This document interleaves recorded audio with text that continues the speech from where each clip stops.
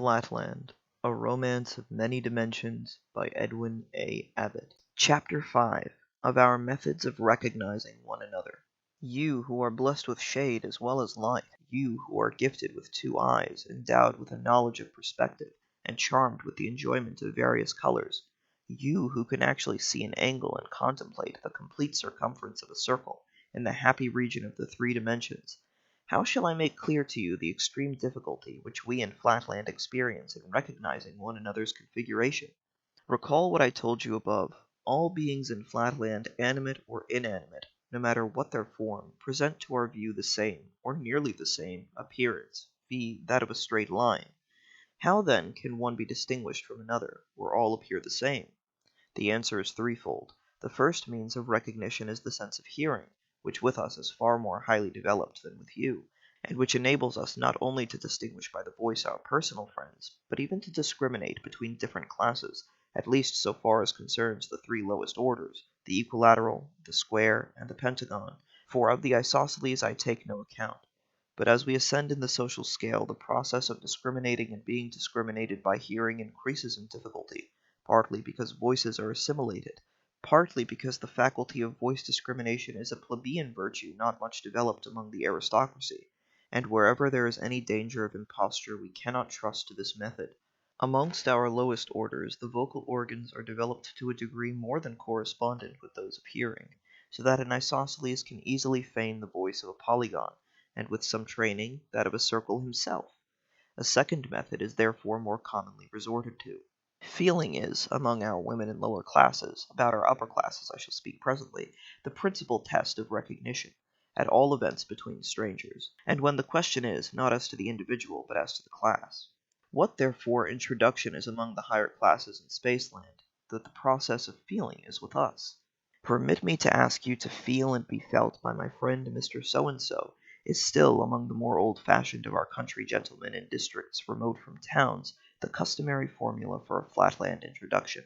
But in the towns and among men of business, the words "be felt by" are omitted and the sentence is abbreviated to, "Let me ask you to feel Mr. So-and-so," although it is assumed, of course, that the feeling is to be reciprocal.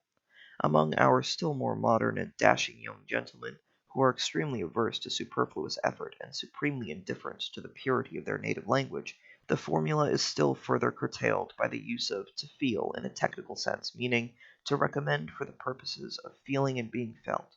And at this moment the slang of polite or fast society in the upper classes sanctions such a barbarism as, "Mr. Smith, permit me to feel Mr. Jones." Let not my reader, however, suppose that feeling is with us the tedious process that it would be with you, or that we find it necessary to feel right round all the sides of every individual before we determine the class to which he belongs. Long practice and training, begun in the schools and continued in the experience of daily life, enable us to discriminate at once by the sense of touch between the angles of an equal-sided triangle, square, and pentagon, and I need not say that the brainless vertex of an acute-angled isosceles is obvious to the dullest touch. It is therefore not necessary as a rule to do more than feel a single angle of an individual, and this, once ascertained, tells us the class of the person whom we are addressing, unless indeed he belongs to the higher sections of the nobility. There the difficulty is much greater. Even a master of arts in our university, in Wentbridge, has been known to confuse a 10-sided with 12-sided polygon, and there is hardly a doctor of science in or out of that famous university who could pretend to decide promptly and unhesitatingly between a 20-sided and a 24-sided member of the aristocracy. Those of my readers who recall the extracts I gave above from the legislative code concerning women will readily perceive that the process of introduction by contact requires some care and discretion. Otherwise, the angles might inflict upon the unwary feeler irreparable injury. It is essential for the safety of the feeler that the felt should stand perfectly still. A start, a fidgety shifting of the position, yes, even a violent sneeze, has been known before to prove fatal to the incautious, and to nip in the bud many a promising friendship. Especially is this true among the lower classes of the triangles. With them the eye is situated so far from their vertex that they can scarcely take cognizance of what goes on at that extremity of their frame. They are, moreover, of a rough, coarse nature, not sensitive to the delicate touch of the highly organized polygon.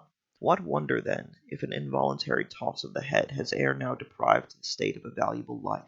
I have heard that my excellent grandfather, one of the least irregular of his unhappy isosceles class, who indeed obtained, shortly before his decease, 4 out of 7 votes from the Sanitary and Social Board for passing him into the class of the equal-sided, often deplored with a tear in his venerable eye a miscarriage of this kind, which had occurred to his great-great-great-grandfather, a respectable working-man with an angle or brain of 59 degrees 30 minutes.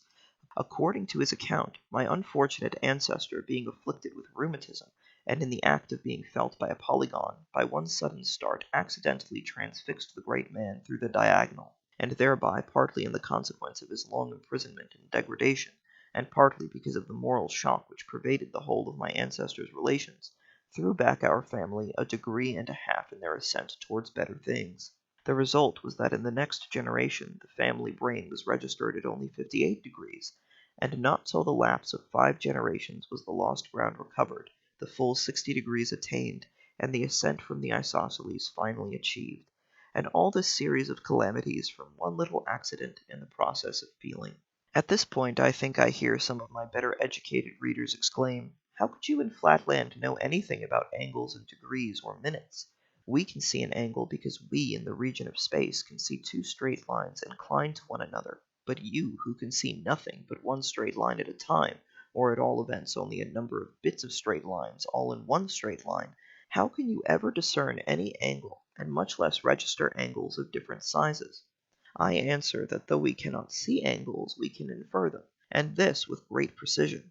Our sense of touch, stimulated by necessity, and developed by long training, enables us to distinguish angles far more accurately than your sense of sight, when unaided by a rule or measure of angles. Nor must I omit to explain that we have great natural helps. It is with us a law of nature that the brain of the isosceles class shall begin at half a degree, or 30 minutes, and shall increase, if it increases at all, by half a degree in every generation until the goal of 60 degrees is reached, when the condition of serfdom is quitted, and the freeman enters the class of regulars. Consequently, nature herself supplies us with an ascending scale or alphabet of angles for half a degree up to 60 degrees, specimens of which are placed in every elementary school throughout the land.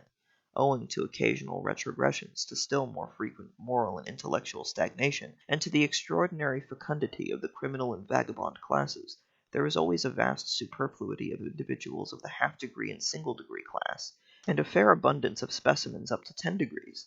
These are absolutely destitute of civic rights, and a great number of them, not having even intelligence enough for the purpose of warfare, are devoted by the states to the service of education.